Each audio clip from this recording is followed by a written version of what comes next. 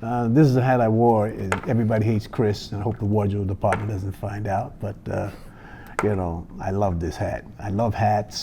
I love clothes. I'm really into fashion and all that. And so that's the history behind this. But everywhere you look around, there's history. This is all up in here. part of my life.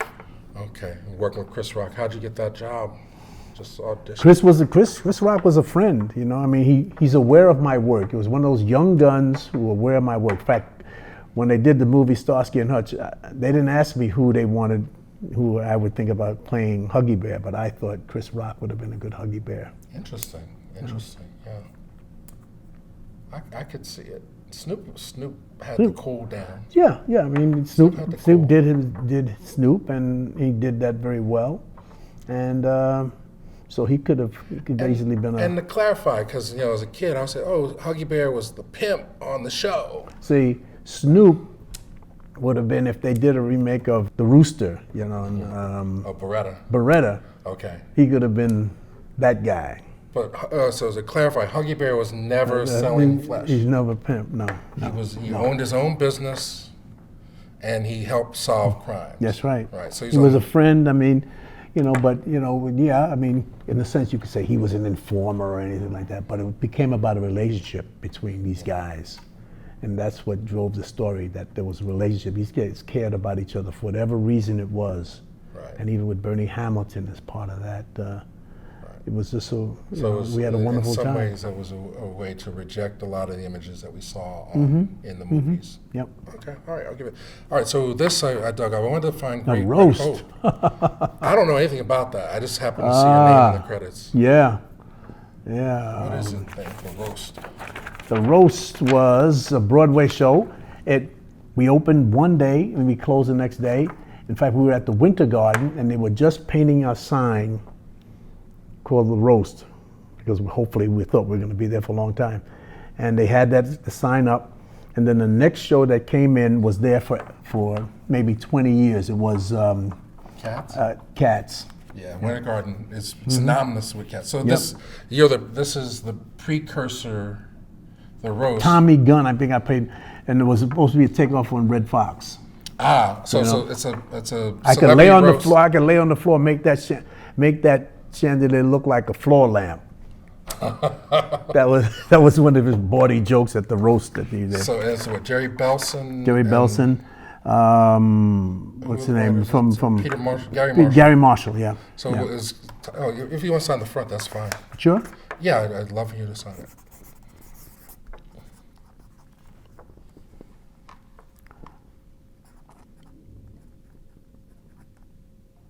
And it was Paramount Pictures or somebody produced it. Right? Yeah, so the thought was it was going to be a TV or movie. Well, or is that just Laverne and Shirley? They were shooting in the dark to see if that would. Let me see, what is I this? think it's past. You're looking for your bio. Cast, yeah.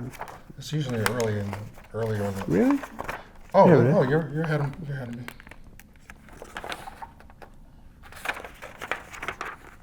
Okay. Yeah. So you got what was your character? BB Gun. Today's date? You can. Whatever you like to sign. We'll remember it today. Beautiful. All right.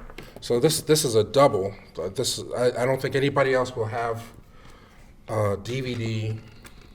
It's hanging. It must have got crushed on it. A Putney Swope that is signed by Antonio Fargas as well as Bob Downey. And thus Bob shows up. A Prince. Yes. Yeah. So once again, story on Putney Swope. Quick one. Wow. Robert Downey's a genius. He was a prince, and I guess he could recognize royalty because he deemed me, one of his crew. Okay. And it was really cool because when we did the second film, that's when little Robert Downey Jr. was around, and in diapers almost, but not quite. But yeah.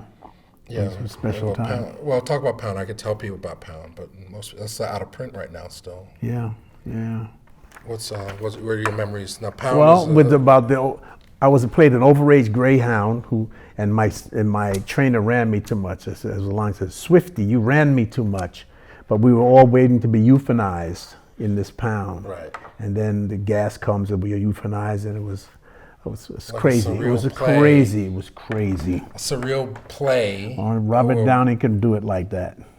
Well, what is his gift in general when you look Well, back at I think at Downey? He's certainly an iconoclast.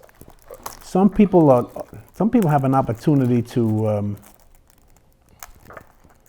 realize their vision, or to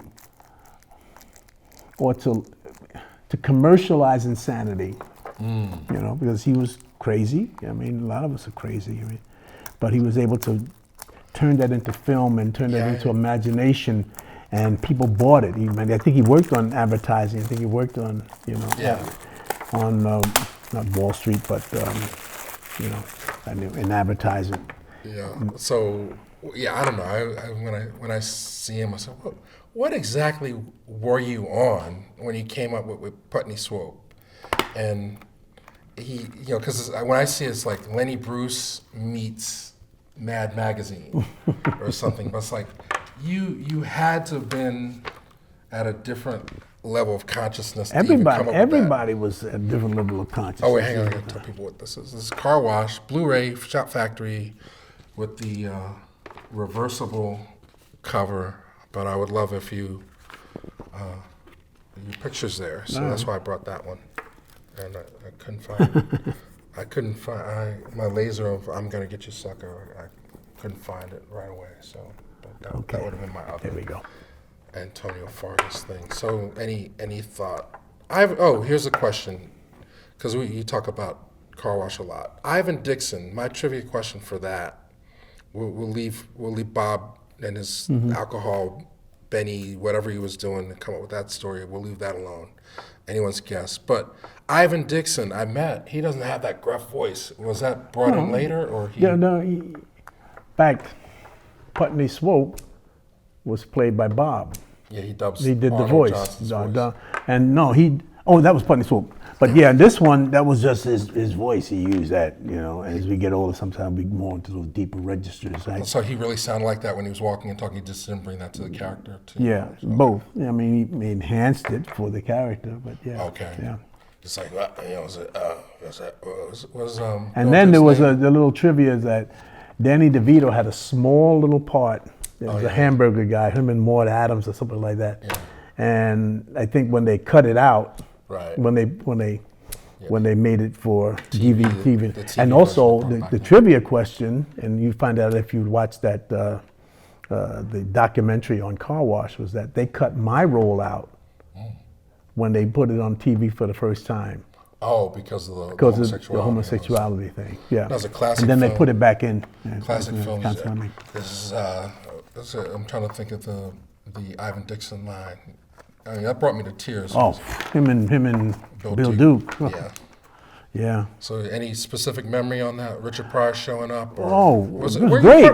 Were you part of any of that lifestyle? Franklin Ajayi. All my favorite people are in this damn movie. Yeah. Was that your clique? Were you hanging out with Garrett Morris. I mean, next time Greenwich Village, I went to see Saturday Night Live, and Bill Murray said, "Remember, I had a small part in that movie, and so did what's his name, Jeff Goldblum." We were all just out there wanting to work, man. Okay, but you weren't hanging out with Richard Pryor in Encino. No. That wasn't your lifestyle. No. I stayed to myself. I did my own hanging out. Company. You got to go through company.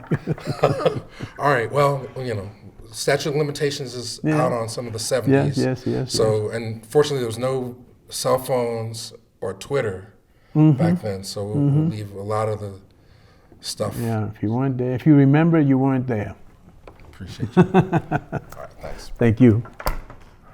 Hi, I'm Antonio Fargas, and you're watching Real Black.